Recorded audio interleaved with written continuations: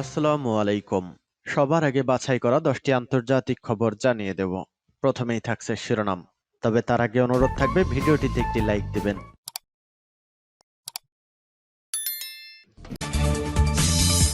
দখলদার ইহুদিবাদী ইসরায়েল এবং ফিলিস্তিন পুরোদমে যুদ্ধ চলছে। আমাদের হাতে এসেছে ভয়ঙ্কর গুরুত্বপূর্ণ সংবাদ। ইসরায়েল বিলুপ্ত না হলে বিশ্বের জন্য বিপজ্জনক উদাহরণ হয়ে থাকবে।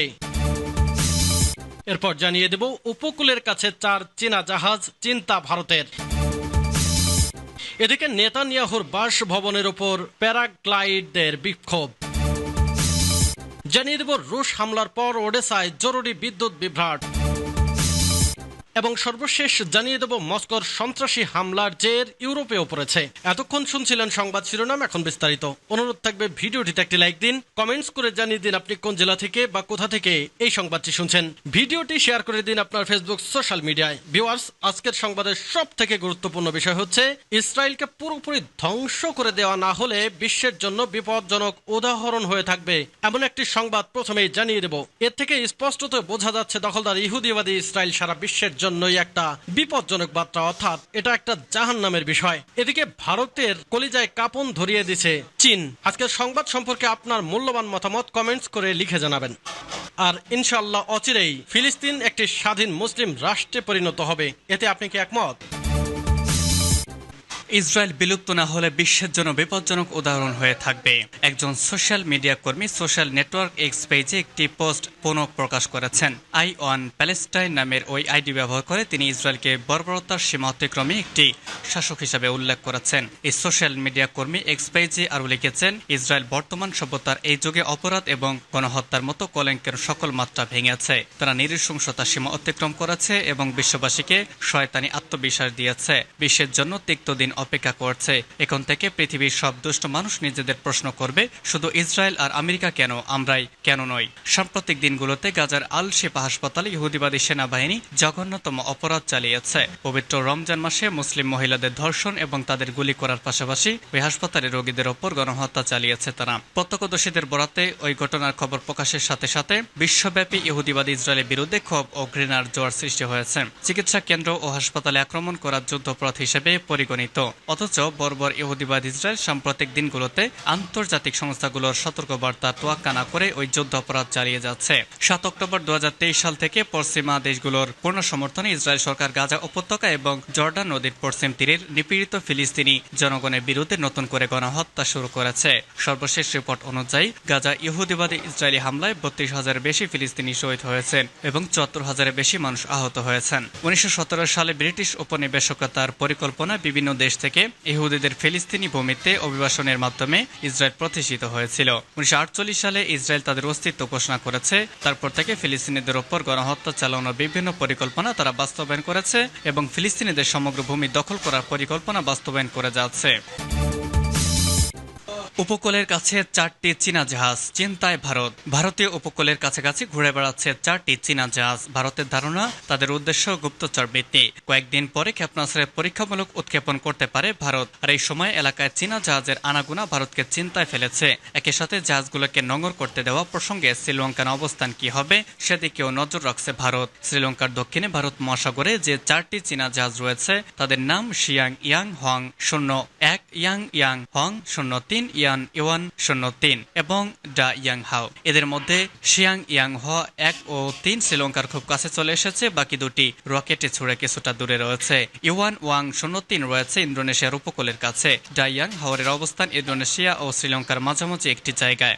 জাহাজগুলোর গতিপথ বিশ্লেষণ করে ভারতীয় গোয়েন্দারা অনুমান করেছেন সেগুলো ভারতের দক্ষিণ পূর্ব উপকূলের দিকে এগিয়ে যাচ্ছে। সেক্ষেত্রে শ্রীলঙ্কার বন্দরে তারা নোঙর ফেলার অনুমতি চাইতে পারে। কয়েকদিন আগে প্রকাশ্য অবশ্য ইয়াং শিয়াং হং 3 জাহাজটি নোঙর করার জন্য কলম্বোর কাছে অনুমতি চেয়েছিল বেইজিং। চীনের দাবি ছিল এই জাহাজটি গবেষণা চালানোর জন্য এই অঞ্চলে এসেছে। শ্রীলঙ্কা তখন চীনকে সেই অনুমতি দেয়নি। কূটনৈতিক সূত্রের খবর, কিছুদিন আগেই ভারতের প্রধানমন্ত্রী নরেন্দ্র মোদী শ্রীলঙ্কার কাছে অনুরোধ জানিয়েছিলেন তারা যেন কোনো বন্দরে চীনা জাহাজ নোঙর করার অনুমতি না দেয়। দেশের প্রবল আর্থিক সংকটের সময় সাহায্যের হাত বাড়িয়ে দেয়। ভারতের প্রধানমন্ত্রী এই অনুরোধের পরে শ্রীলঙ্কা চীনা জাহাজ নিয়ে কড়া অবস্থান নিয়েছে বলে অনুমান কূটনৈতিক মহলের। এরই মধ্যে শ্রীলঙ্কা একটি জার্মান গবেষণা জাহাজকে খাদ্য ও জ্বালানি তুলতে কলম্বোয় নোঙর করার অনুমতি দিয়েছিল, তাতেই আরও চটে যায় চীন। সূত্রের খবর, আগামী কয়েকদিনের মধ্যে ক্ষেপণাস্ত্র পরীক্ষার পরিকল্পনা রয়েছে দিল্লির। সম্ভবত এর জন্য ২৬ থেকে ২৮ মার্চ এবং ৩ থেকে ৪ এপ্রিল বঙ্গোপসাগর ভারত মহাসাগর থেকে ১৬০০ কিলোমিটার এলাকা নো ফ্লাই জোন ঘোষণা করেছে দিল্লি। সে সময় চীনা জাহাজ সেখানে পৌঁছানোর উদ্দেশ্যে যে ভারতীয় ক্ষেপণাস্ত্রের গতিবিধি সমন্বয়ে নজরদারি করেছে চালানো সে বিষয়ে নয়াদিল্লির কোনো সন্দেহ নেই। ১১ মার্চ আন্তঃমহাদেশীয় ব্যালিস্টিক ক্ষেপণাস্ত্র পরীক্ষামূলক উৎক্ষেপণ করেছিল ভারত। তখন ৩৫০০ কিলোমিটার একটি এলাকাকে নো ফ্লাই জোন হিসেবে ঘোষণা করা হয়েছিল। ওই সময় চীনা জাহাজ শিয়াং ইয়াং হং ০১ বিশাখাপত্তনম থেকে মাত্র ৪৬০ নটিক্যাল কিলোমিটার দূরে ছিল।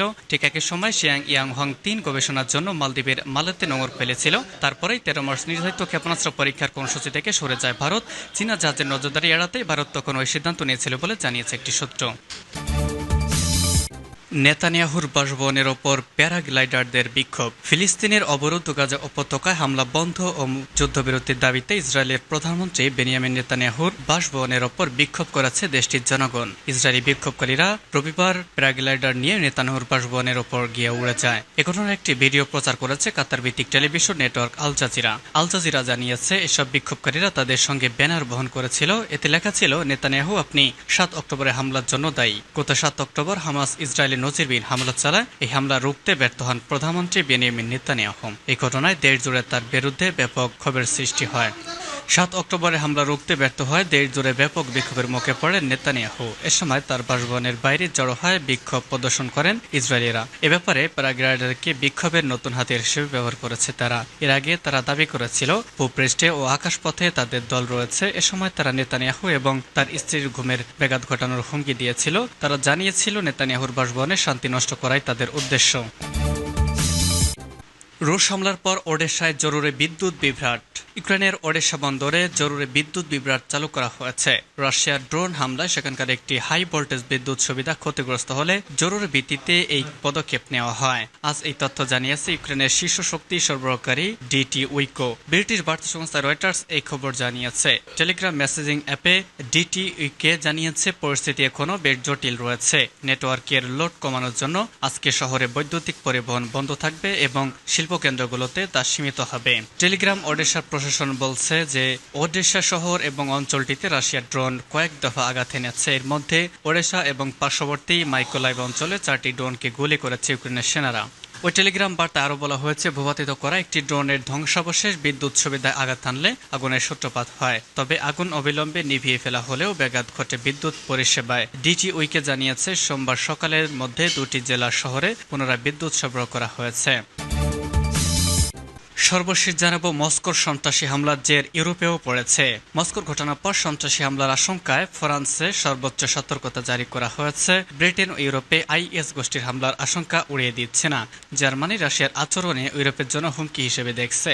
শুক্রবার মস্কোর কনসার্ট হলে ভয়াবহ সন্ত্রাসী হামলার ঘটনার জেরে ইউরোপেও পড়তে পারে বলে আশঙ্কা বাড়ছে। ফ্রান্সেও এমন ধরনের সন্ত্রাসী হামলার আশঙ্কায় সর্বোচ্চ সতর্কতার মাত্রা ঘোষণা করেছে। রবিবার সে দেশের প্রধানমন্ত্রী গ্যাব্রিয়েল আটাল উচ্চপদস্থ নিরাপত্তা প্রতিরক্ষা কর্মকর্তাদের সঙ্গে আলোচনা করে সেই সিদ্ধান্তের কথা জানান। প্রেসিডেন্ট ইমানুয়েল ম্যাক্রো সেই বৈঠকে উপস্থিত ছিলেন। ফ্রান্সে গ্রীষ্মকালীন অলিম্পিক আয়োজনের ঠিক আগে ইসলামিক স্টেট সন্ত্রাসী গোষ্ঠীর হুমকির আশঙ্কা যে হালকাভাবে নিচ্ছে না, সরকার তা স্পষ্ট করে দিচ্ছে। ফ্রান্সে সন্ত্রাসী হামলা সম্পর্কে সতর্কতার ৩টি পর্যায়ে রয়েছে। দেশে বা বিদেশে এমন আশঙ্কার মাত্রা স্পষ্ট হলে সীমিত সময়ের জন্য সর্বোচ্চ সতর্কতা ঘোষণা করা হয়। সরকার সেই সিদ্ধান্ত নিলে সশস্ত্র বাহিনী প্রকাশ্যে টহলদারি আরও বাড়াতে পারে। সেই সঙ্গে নিরাপত্তা জোরদার করতে প্রশাসন ব্যয়ের তোয়াক্কা না করে বাড়তি পদক্ষেপ নেওয়ার ক্ষমতাও রাখে।